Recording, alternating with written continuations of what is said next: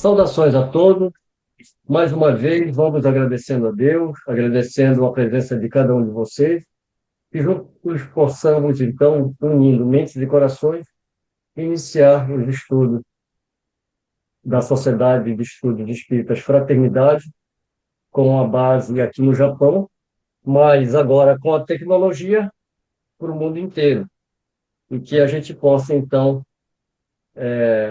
iniciar os nossos estudos, as nossas reflexões, e nós paramos, ou melhor dizendo, né? E nós reiniciaremos o estudo do Livro dos Espíritos pelo livro segundo. A temática desse livro segundo, é bom lembrar que, como o Livro dos Espíritos, ele é a base, ou seja, é a pedra angular de toda a codificação. Kardec vai trazer os assuntos teóricos, mas ele não vai desenvolver esses estudos profundamente. Ele vai trazer primeiro a base, os conceitos, e mais tarde ele desenvolverá nas outras quatro obras, como a gente tem visto e estudado. O Livro dos Médiuns, ele também faz parte dessa pedra angular. Essas duas obras constituem a base. Kardec traz a teoria das leis espirituais, divide em quatro livros, e cada livro desse ele vai, como nós já falamos, desenvolver e aprofundar nas outras obras. Esse livro segundo, ele vai ser a base, principalmente para o livro dos médiuns. O livro dos médiuns, a gente pode afirmar que ele é a prática da teoria toda desenvolvida aqui nesse primeiro livro, que é o Livro dos Espíritos. E é lógico que a gente não se prende a um livro segundo, não, só tem a temática aqui dentro, é o que vai conter. Não, mas a base principal está aqui, né? O livro segundo, ele vai dar a base para o livro dos médiuns. E o Kardec vai tratar, nesse livro segundo, sobre o mundo espiritual ou dos espíritos. Então, aqui a gente vai trabalhar a ideia de como é que é o mundo espiritual, como é a erraticidade, ou seja, quando o espírito está desprovido de um corpo físico, ele está naquele período, né, entre uma encarnação e outra. Kardec vai dividir esse livro segundo em 11 capítulos. O primeiro capítulo, ele vai trabalhar espírito e, na sequência, encarnação dos espíritos. Então, está na erraticidade e vai agora, então, voltar ao corpo físico. Então, ele vai tratar da encarnação. Retorno da vida corpórea à vida espiritual. Agora ele vai fazer o inverso, né? É a gente, após o desencarne, voltando para o mundo dos espíritos. Vai falar sobre a pluralidade das existências, ou seja, a reencarnação. Vai fazer um capítulo bem extenso sobre considerações sobre essa pluralidade das existências. E o Kardec vai desenvolver bem essa temática, porque ela é a base central da justiça divina. E o próprio Kardec, como nós já sabemos, ele não tinha uma ideia formada a respeito da reencarnação. A gente não pode dizer que ele não acreditava ou ele acreditava em si, mas ele tinha dúvidas com relação à reencarnação. E aí a gente vê o espírito científico e o espírito investigador do Kardec e o cuidado de não misturar suas crenças pessoais com o ensinamento que ele tem recebido dos espíritos. Porque a gente sabe que a grande problemática da humanidade, de uma forma generalizada, é que muitos homens de gênio, vamos usar uma expressão que ele usa, né, na própria Gênesis, para falar desses homens que foram encarregados de trazer algumas revelações, elas não seriam, elas acabam não sendo tão exatas, porque toda revelação ela tem um caráter divino e ela tem um caráter humano. E às vezes os humanos acabam fazendo interpretações equivocadas porque deixam suas paixões ou as suas crenças interferirem no processo. O Kardec, ele teve esse cuidado de não deixar que as crenças dele interferissem no raciocínio lógico. Esse capítulo é super importante e a gente vai tratar ele com muito cuidado. No capítulo 6 vai falar da vida espiritual. No capítulo 7, o retorno à vida corpórea. Como é que se dá esse retorno? Vai também falar sobre a emancipação da alma. Ou seja, já no estado de encarnado, né, como é que a alma se emancipa? Ou seja, sempre falando na temática, né, do mundo espiritual. Intervenção dos espíritos no mundo corpóreo. Então, mais uma vez, do mundo espiritual influenciando o mundo material. Ocupações e missões dos espíritos. E, finalmente, o último capítulo, os três reinos. Aqui a gente só está fazendo uma chamada para a gente ter, né, a ideia do que a gente vai tratar, mas algumas correções vão ser feitas ao longo do nosso processo de estudo. Correções no sentido de atualizações com relação a alguns termos que não se usa mais na ciência. Mas o fundo, que é o ensinamento dos espíritos, esse é irretocável. Pelo menos por enquanto, até que a gente tenha uma capacidade evolutiva de receber mais informações, mais ensinamentos.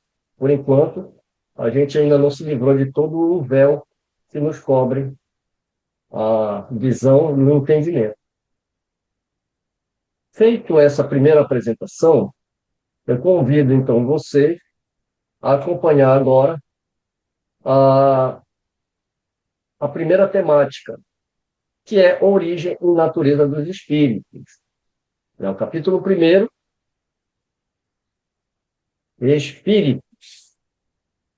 Nesse capítulo, nós vamos abordar origem e natureza dos espíritos, mundo normal primitivo, forma e ubiguidade dos espíritos, perispíritos, diferentes ordens de espíritos, a escala espírita, progressão dos espíritos, anjos e demônios.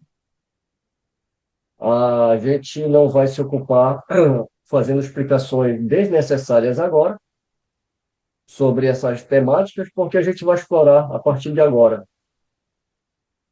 Então, comecemos, então, com origem e natureza dos espíritos. Começamos com a pergunta 76. Kardec pergunta: que definição se pode dar dos espíritos? Pode-se dizer que os espíritos são os seres inteligentes da criação, povoam o universo, fora o mundo material.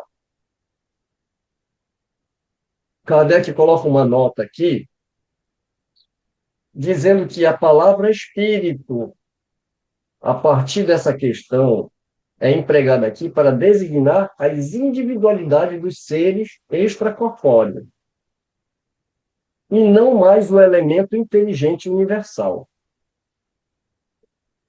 A gente vai lembrar dos nossos estudos passados, que até então a gente estava tratando o espírito com E minúsculo, enquanto ele era um princípio inteligente, o elemento inteligente do universo. E agora nós estamos estudando o espírito como uma individualidade. Pergunta 77. Os espíritos são seres distintos da divindade, ou seriam apenas emanações ou porções da divindade, e por isso chamados filhos de Deus? Meu Deus! são obra sua, exatamente como um homem que faz uma máquina. Essa máquina é obra do homem, e não o próprio homem. Sabes que o homem, quando faz alguma coisa bela e útil, chama de sua filha, sua criação. Pois bem, o mesmo se dá com relação a Deus. Somos seus filhos, pois somos obra sua. E a gente, quando a gente começa a estudar, a gente vai percebendo a sagacidade nas perguntas que Kardec faz. Porque existem várias teorias dentro da teologia, dentro dos estudos sobre a divindade, das quais a gente pode falar que tem uma crença de que nós seríamos algumas centelhas da própria divindade e a gente volta para ela, né? A gente vai ver mais para frente sobre panteísmo, que é essa ideia, né? Então, a gente vai vendo o cuidado das perguntas que Kardec vai fazendo já para consolidar a ideia sobre o que é realmente o espírito. Então, ele quer saber se os espíritos são distintos de Deus, ou seriam emanações ou pedaços de Deus, né? Porções. E a resposta, o espírito até solta uma exclamação, né? Meu Deus, são obra sua, e ele faz uma comparação, assim como o homem, quando ele cria uma coisa, aquilo ali é uma criação dele, e não ele, ou parte dele. Se o Kardec sabe perguntar, os espíritos também sabem responder com boas analogias, não é verdade? 78. Os espíritos tiveram princípio ou existem como Deus de toda a eternidade. Se não tivessem tido princípio, seriam igual a Deus, ao passo que são criação sua e se acham submetidos à sua vontade. Deus existe de toda a eternidade, é incontestável. Quanto, porém, ao modo como ele nos criou, nada sabemos. Podes dizer que não tivemos princípio, se por isso entenderes que, sendo eterno, Deus há de ter criado incessantemente. Mas quando e como ele criou, cada um de nós, eu te repito, ninguém sabe. Eis o mistério. Então, é outro ponto que o Kardec vai fazendo, né, as observações para quê? Para ir definindo o que é, mas também o que não é. Então, o espírito, se realmente ele existisse desde o início, ele seria eterno. Eterno é o que não tem começo nem fim. Bem, esse é um atributo de Deus. Se nós também fôssemos eternos, não haveria só um Deus. Como nós somos criação sua, nos reportando às perguntas anteriores, né? Em algum momento ele criou. Então nós não somos eternos. Nós tivemos um começo. Agora, como isso se deu e quando se deu, né? Ele não tem como nos responder aqui. Então, é um mistério, ainda um mistério. 79. Visto que há dois elementos gerais no universo, o elemento inteligente e o elemento material, poder-se-á dizer que os espíritos são formados do elemento inteligente, como os corpos inertes são formados do elemento material? Evidentemente, os espíritos são a individualização do princípio inteligente, como os corpos são a individualização do princípio material. A época e o modo dessa formação é que são desconhecidos. Aqui reforça a ideia do espírito como individualidade que a gente tem na abertura desse tema. O Kardec coloca uma nota chamando atenção que espírito, a partir daqui, está se tratando da individualidade. E a pergunta que ele faz é sobre os elementos gerais do universo, né? Que é o princípio inteligente, que é o espírito com E minúsculo, e o elemento material. E acima deles, Deus, né? Então, o elemento inteligente, a resposta aqui, né? é o quê? É a individualização desse princípio. Aqui também está inserido a lei do progresso, que a gente vai abordar no livro terceiro das leis morais. Então, o princípio inteligente, ele vai evoluindo até que chega a um ponto em que ele se individualiza. Então, por isso que ele coloca, evidentemente, né, os espíritos são individualização do princípio inteligente. E o corpo material? É a individualização do princípio material. Então, aqui também a gente vê a lei do progresso. 80. A criação dos espíritos é permanente ou só ocorreu na origem dos tempos? É permanente, isto é, Deus jamais deixou de criar. Você sabe que toda vez que eu leio essa questão, eu lembro o fariseu criticando Jesus por ele ter curado um homem da mão mirrada, porque era sábado, né? E Jesus aproveita para dar um ensinamento ali, né? Ele até faz uma pergunta: se um boi, né, se uma cria sua cai na vala, você vai deixar morrer? Quanto mais vale um homem para Deus do que um animal. Tem outra frase novamente, quando ele é criticado, que ele fala: meu pai trabalha até hoje e eu também. Então, Deus nunca ficou inerte, nunca deixou de criar. Então, a resposta é que sim, né? Não ocorreu só na origem dos tempos. Se o universo é infinito, se os espíritos são imortais, né? Tem uma grande lógica dentro disso. Apesar de ser lógico, a gente é uma coisa muito abstrata ainda para a gente abarcar a sua profundidade. Mas já dá para a gente ter mais ou menos uma ideia. 81. Os espíritos se formam espontaneamente ou procedem uns dos outros?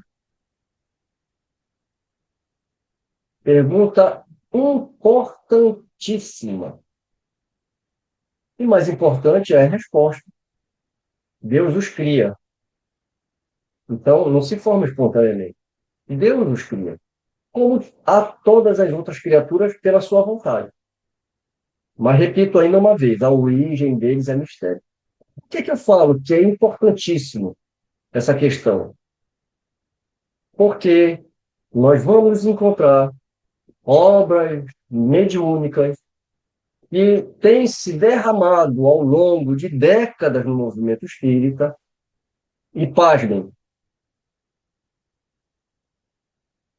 tem espíritos que ditam a médium livros que contam que na erraticidade espíritos procedem um dos outros. Ou seja, levando a ideia da procriação material para a erraticidade, para os espíritos. Como se os espíritos pudessem ter filhos e por aí vai. Talvez vocês ficariam mais pasmos ainda com o restante da história, mas não é foco do nosso estudo.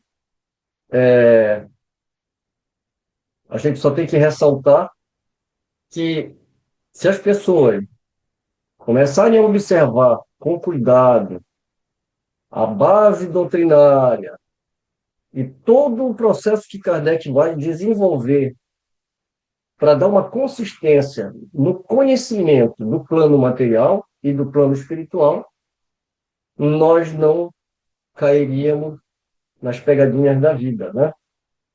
Ou seja, se nós quisermos estudar o espiritismo, nós temos que estudar os livros dessa ciência.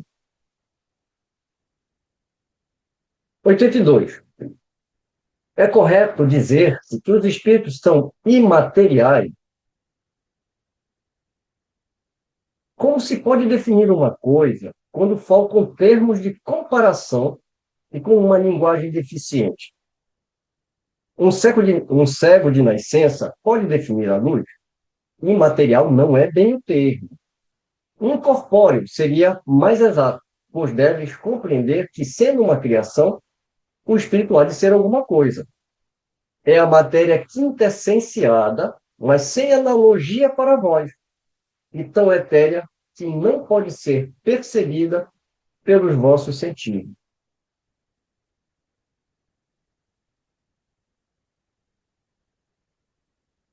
Kardec vai fazer um comentário bem interessante.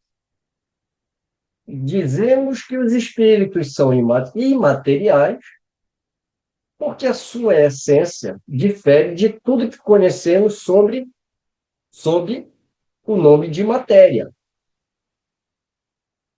Então, a ideia da pergunta é justamente, né, fazer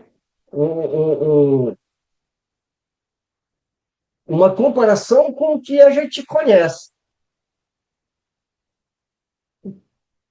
Um povo de cego não teria termos para exprimir a luz e seus efeitos. O cego de nascença julga ter todas as percepções pelo ouvido, pelo olfato, pelo paladar e pelo tato. Não compreende as ideias que lhe seriam dadas pelo sentido que lhe falta. Do mesmo modo, em relação à essência dos seres sobre-humanos, somos verdadeiros cegos. Não os podemos definir senão por meio de comparações sempre imperfeitas ou por um esforço da nossa imaginação. Ou seja, de tentar abarcar uma abstração, que a gente ainda não consegue. Então, o Kardec ele vai pegar o quê? O que fere o sentido, que é a matéria. Então, por isso que ele fala em material e faz a pergunta. Então, o espírito aqui, ele vai falar que a matéria é quintessenciada, mas não tem como fazer uma analogia para a gente entender, porque nos falta o sentido. Assim como para o cego falta a visão e não tem como falar com ele sobre luz, cores, pelo sentido que falta. Então, quando a gente quer explicar a cor para um cego, a gente vai ter que usar um dos quatro sentidos que ele tem. Se nós formos tentar explicar através do tato, você pode colocar a chama de uma vela próxima da mão dele e falar: isso daqui é um vermelho intenso. E conforme você vai afastando, você vai falando que esse vermelho ele vai, né, se fragmentando até que ele se torne laranja, que passe para o amarelo. É o mais próximo que a gente vai poder explicar para um cego de nascença. Ele vai até entender, mas ele vai compreender completamente. É a mesma coisa para a gente.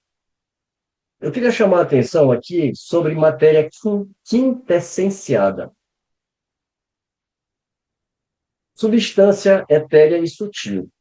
O espírito utiliza o termo matéria quintessenciada, mesmo sabendo que ainda não temos condições de entender o que seja essa matéria, por ela ser muito diversa de tudo que conhecemos. Seria uma espécie de matéria levada ao seu grau de pureza máximo.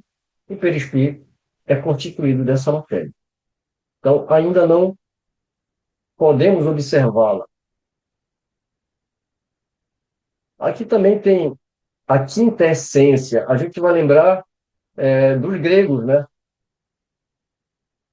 Dos filósofos, quando eles faziam a sua análise do mundo dos quatro elementos: terra, ar, fogo e água. E tudo que não era material, né, que era mais sutil, né, que era, eles chamavam então da quinta essência. Daí o termo quintessenciado.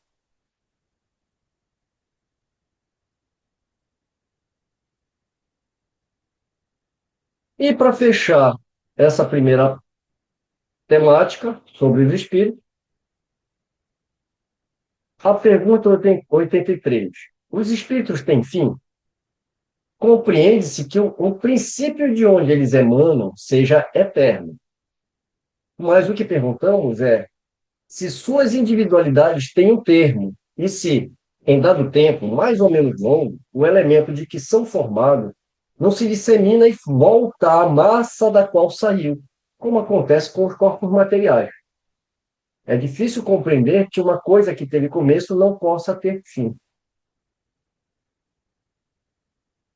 Há muitas coisas que não compreendeis, porque a vossa inteligência é limitada, mas isso não é razão para as repelir-lhes. A criança não compreende tudo o que seu pai compreende, nem o ignorante tudo o que compreende o sábio. Dissemos que a existência dos espíritos não tem fim. É tudo quanto podemos dizer por enquanto. Hoje, eu evitei de trazer muito material do que a gente vai ver sobre esses assuntos, mas a gente já pode ir pensando na Gênese, que é o último livro de Kardec. Ele vai falar sobre a Gênese espiritual. Tem o capítulo 14 de fluido, a própria ideia de perispírito. Toda essa temática vai ser difundida mais profundamente.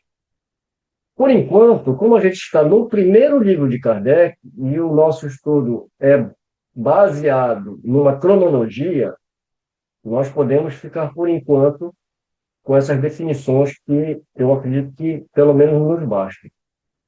Poderíamos ficar aqui horas desenvolvendo essas temáticas, mas vamos seguir a didática do mestre Kardec.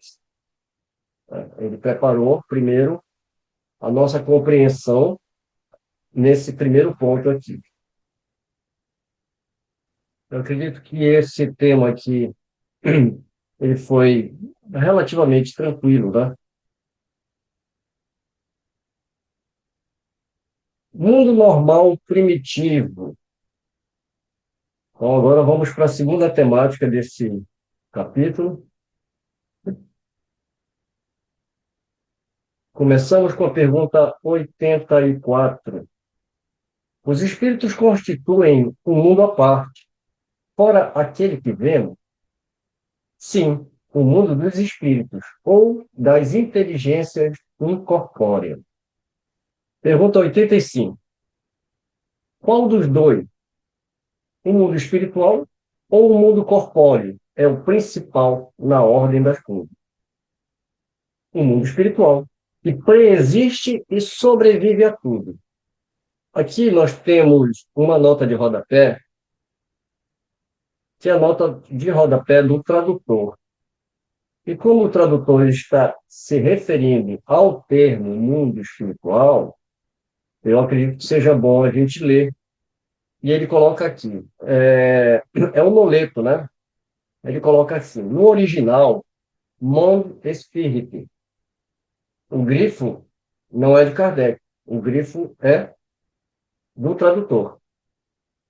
Ao longo desta obra, traduzimos as expressões monde spirit, monde des spirits e monde espiritual, ou mundo espiritual, ou mundo dos espíritos, por exprimirem com mais propriedade a região que se desdobra para além do túmulo. É uma nota importante, né? Porque ele teve o cuidado, né, de nos indicar aqui qual é o termo que ele usa, sem alterar o sentido da pergunta que Kardec está fazendo. É exatamente o que o Noleto coloca na nota de rodapé dele, né? Ele fala, né?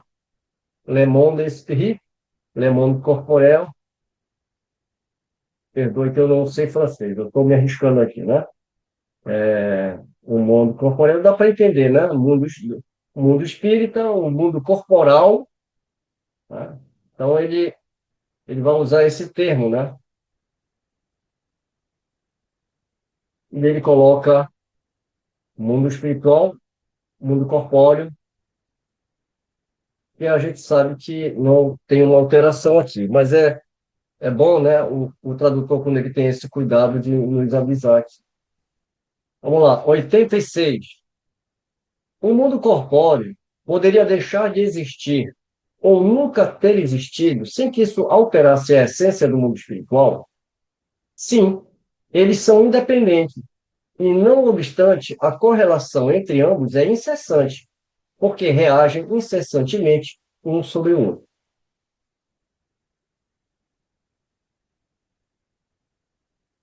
87.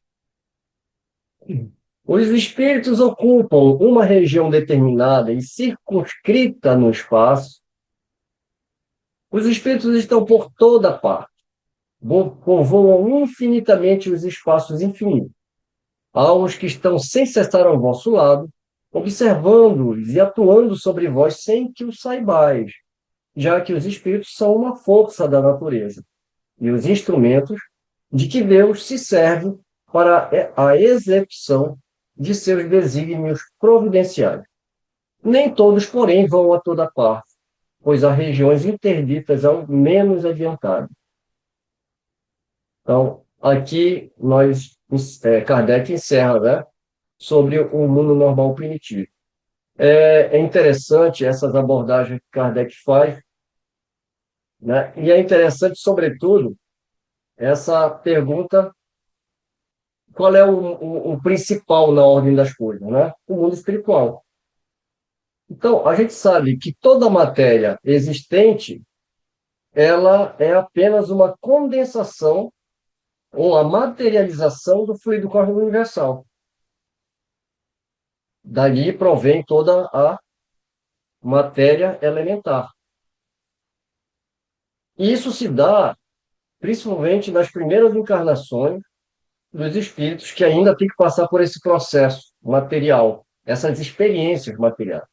Uma vez que o espírito progride, e os mundos também vão progredindo, a gente vai avançando rumo a Deus e a gente vai, então, ficando cada vez mais com esse corpo que era físico, a gente vai ficando cada vez com uma sutilidade dessa matéria, né? Até que a gente não precise mais dessas experiências no corpo físico. E ele começa já a fazer um ensaio sobre localidades no espaço. Por isso que ele pergunta, uma região determinada circunscrita? Né? Resposta, os espíritos estão por toda parte. Então, não tem um local onde esses espíritos habitem, morem e por aí vai. Mas aqui ainda não é hora da gente entrar nessa questão, a gente vai abordar. Mas Kardec ele já começa a fazer os ensaios dessas ideias para a gente ir aprofundando. Lembrando que o ensinamento não é dado por colegial todo conhecimento, né? Conforme esse colegial que somos nós, a gente vai entendendo primeiro esses conceitos, aí a gente vai chegar lá na frente. Porque tem outra coisa que é muito importante. Primeiro que ele coloca aqui, os espíritos estão por toda parte e povoam infinitamente os espaços infinitos. Outro ponto importante é, nem todos os espíritos vão para toda parte, pois há regiões interditas aos menos adiantados. Aqui ele também está colocando da condição que cada espírito tem. Então, enquanto espíritos que desencarnam, que acreditam que ainda estão, aliás, pelo fato de estarem muito ligados à matéria, e eles só conseguem fazer uma analogia com a vida que tiveram na Terra, eles vão, querendo ou não, passar essa ideia que está na consciência deles e projetar uma realidade que eles viveram aqui na Terra. Quanto mais elevado o espírito, mais consciência ele tem de si como espírito e da erraticidade como plano espiritual, essas ideias vão abrandando. Vamos para o próximo tema, forma e ubiguidade dos espíritos. Ubiguidade, vocês estão carecas de saber, faculdade de estar presente em vários lugares ao mesmo tempo. Os espíritos têm uma forma determinada limitada e constante? Aos vossos olhos, não. Aos nossos, sim. O espírito é, se quiser, uma chama, um clarão ou uma centelha etérea. Olha, eu trouxe dois comentários aqui que a gente vai ler e a gente vai ver se a gente deixa ele no estudo ou se a gente retira. Um comentário que eu achei muito pertinente foi na tradução do Herculano Pires, que ele vai falar que todo esse trecho se refere ao espírito puro, desprovido do perispírito. Necessário atentar para essas variações para não confundirmos as explicações. Bem, só que aqui tem uma coisa errada, né? Sim, isso. O que a gente estuda? Que mesmo os espíritos puros, eles têm Pelo perispírito, espírito. É. né? Então, quem tem Herculano Pires, faça essa correçãozinha aqui, né? Porque Kardec, aliás, os espíritos vão afirmar que mesmo no estado de espírito puro, ele conserva o seu perispírito, quintessenciado ao ponto de fazer jus ao grau que esse espírito já se elevou. Então, é só aqui, é uma nota do Herculano, mas essa nota aqui realmente ela está equivocada.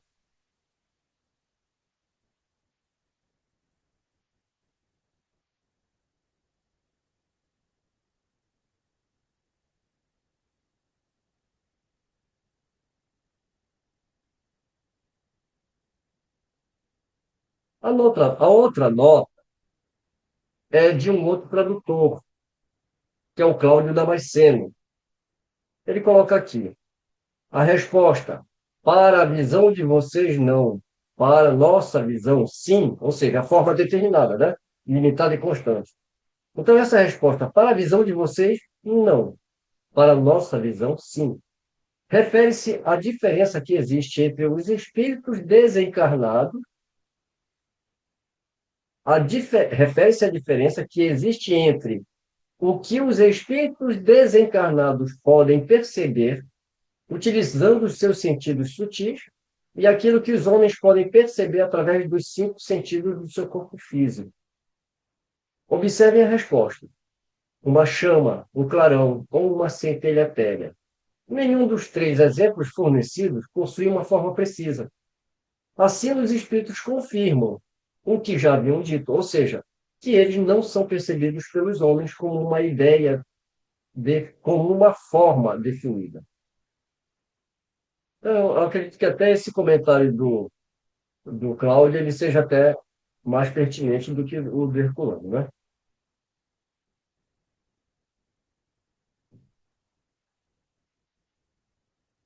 A continuação dessa questão, que a gente lembra que Kardec não usa esse critério aqui, né? 88 para ele é uma coisa só. Então, a 88A é uma forma como os tradutores resolveram falar que é uma continuação. Isso daqui é uma coisa só. Então, ele vai perguntar sobre a forma determinada, limitada e constante. Nós temos a resposta, né, que é para os nossos olhos, não tem, né, mas do espírito, sim. E ele continua, porque ele vai responder: se quiserdes uma chama, um clarão ou uma centelha. Essa chama ou centelha tem cor? Para vós, ela varia do escuro ao brilho do rubi, conforme o espírito seja mais ou menos puro. Aí Kardec, depois dessas perguntas, obteve essas respostas, ele vai comentar que representam-se comumente os gênios com uma chama ou estrela na fronte. É uma alegoria que lembra a natureza essencial dos espíritos. Colocam no alto da cabeça porque aí está a sede da inteligência. 89. E aí nós temos mais uma questão onde Kardec ele vai fazer duas perguntas, né? Uma sequência, né? Os espíritos gastam algum tempo para percorrer o espaço? Sim, mas com a rapidez do pensamento. O pensamento não é a própria alma que se transporta? Quando o pensamento está em alguma parte, a alma também aí está, pois é a alma que pensa. O pensamento é um atributo. Nós estudamos isso quando a gente falou sobre o instinto e a inteligência, né? Falou um pouquinho sobre isso, né? 90. O espírito que se transporta de um lugar a outro tem consciência da distância que percorre e dos espaços que atravessa, ou é subitamente transportado ao lugar aonde quer ir? Ambas as coisas. O espírito pode perfeitamente, se o quiser, dar-se conta da distância que percorre. Mas essa lembrança pode desaparecer completamente. Isso depende da sua vontade, bem como da sua natureza mais ou menos depurada. 91. A matéria oferece obstáculo aos espíritos? Não. Eles penetram tudo. O ar, a terra, as águas e até mesmo o fogo lhes são igualmente acessíveis. Outra pergunta com uma dobradinha, que é a 92. Os espíritos têm o dom da ambiguidade? Em outras palavras, o mesmo espírito pode dividir-se ou existe em vários pontos ao mesmo tempo? Não pode haver divisão de um mesmo espírito, mas cada um é um centro que irradia para diferentes lados. E é por isso que parecem estar em muitos lugares ao mesmo tempo. Vês o Sol? É somente um. No entanto, irradia-se em todas as direções e leva muito longe o seu raio. Contudo, não se divide. Todos os espíritos irradiam com a mesma força? Longe disso. Essa força depende do grau de pureza de cada um. Cada espírito. Perdão, né? Aqui encerra as perguntas e a resposta. E aí Kardec vai fazer uma reflexão em torno do que foi dito aqui. E ele vai falar que cada espírito é uma unidade indivisível. Então eu lamento muito para aqueles que adoram, né? Eu tenho uma amiga que ela fala: ai, mas é tão bonito essa ideia de alma gêmea, né? De uma alma que se completa com a outra, como se fosse a metade, né? Da outra alma. Há as afinidades, mas não é que uma complete a outra, porque senão elas estariam divididas, né? Então, cada espírito é uma unidade indivisível, mas cada um pode expandir seu pensamento em diversas direções, sem por isso se dividir. Apenas nesse sentido é que se deve entender o dom da ubiquidade atribuído aos espíritos, tal como uma centelha, que projeta longe a sua claridade e pode ser percebida de todos os pontos do horizonte. Tal ainda, um homem que, sem mudar de lugar e sem se fracionar, pode transmitir ordens, sinais e movimentos a diferentes pontos. Vamos falar do perispírito. O perispírito é um tema, eu diria, apaixonante e muito necessário o entendimento dele, porque ele é a resposta de muitos, ou diria, não só de muitos, eu diria até de todos os fenômenos espirituais que ocorrem. Porém, Kardec ele não vai desenvolver essa temática profundamente. Ele vai dar uns conceitos aqui. A gente vai ver isso mais desenvolvido no livro dos médios, porque ali ele vai falar sobre como se dá o fenômeno dos fluidos e tal, e vai entrar nessa questão do perispírito. E mais tarde, nas revistas espíritas, ele vai escrever artigos, porque ele também continua fazendo estudo, continua analisando os fenômenos, como eles se dão. E quando ele chega na Gênese, aí ele vai realmente tratar esse assunto, né, bem profundamente. Mas vamos ficar com essas primeiras questões do perispírito, para a gente ter uma base aqui. 93. Se eu não me engano, são três questões apenas, né? São três questões, com um desdobramento da 94, né? Que é uma só. Perispírito. Pergunta 93. O espírito propriamente dito tem alguma cobertura ou, como pretendem alguns, está envolvido numa substância qualquer? O espírito está envolvido por uma substância que é vaporosa para ti, mas ainda bastante grosseira para nós. Suficientemente vaporosa, entretanto, para poder elevar-se na atmosfera e transportar-se aonde queira. Então, a questão, quando ele fala suficientemente vaporosa para poder elevar-se na atmosfera e transportar-se para onde queira, né? É porque como é que os espíritos eles se transportam? Não é de ônibus, né? Eles simplesmente, eu acredito que o mais próximo que a gente pode falar, eles voam, né? Eles flutuam, eles viajam no espaço com uma centelha, né?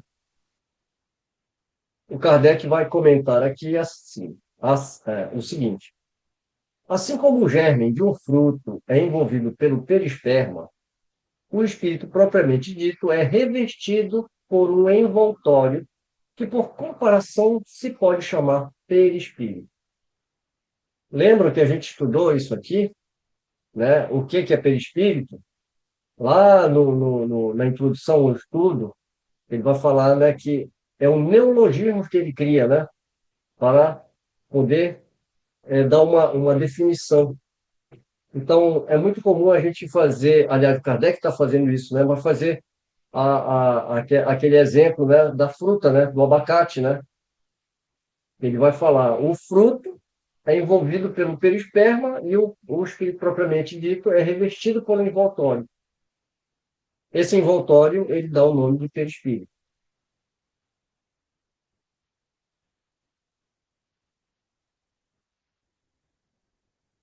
94. De onde tira o espírito o seu envoltório semimaterial? Porque nós sabemos, né, que o perispírito ainda é matéria. Muito embora seja quintessenciada a ponto de nós não percebermos, né, para os espíritos ainda é uma matéria.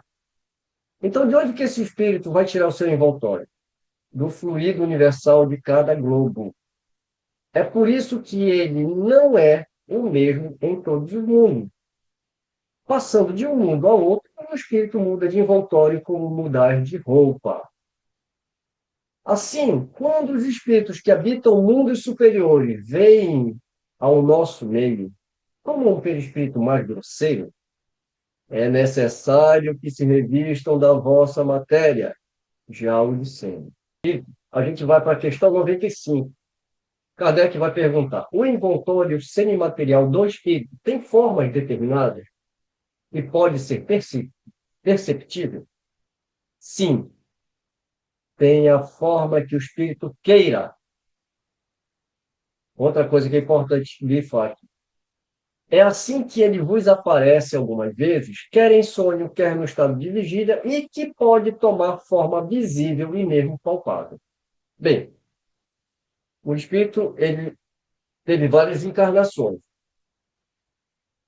Se ele quer aparecer para alguém com uma aparência para ser reconhecido, ele vai utilizar, inclusive, até algumas características físicas para poder ser reconhecido, caso ele queira.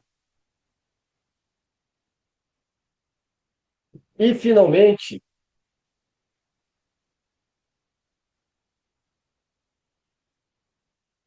essa última questão aqui, que aqui é a cena dos próximos capítulos, que pode tomar forma visível e mesmo palpável. Ou seja, o espírito pode ter uma aparição tangível. Por que serão dos próximos capítulos? Porque aqui nós vamos ter a necessidade de entender como é que se dá esse processo. Primeiro, precisa-se de um médium. Qualquer médium? Não, não é um médium de efeito físico. Como é que se dá esse processo? Cena dos próximos capítulos, e aí a gente vai para o livro dos médiuns, né? E mais, tem também um capítulo intitulado O Laboratório do Mundo Espiritual, né? Porque o espírito às vezes aparece com a bengala, aparece com, né, com algumas coisas, e o Kardec ele quer saber como é que o espírito consegue fazer aquilo ali. E vai fazer várias questões, muito interessantes, mas a gente aborda isso lá no livro dos médiuns.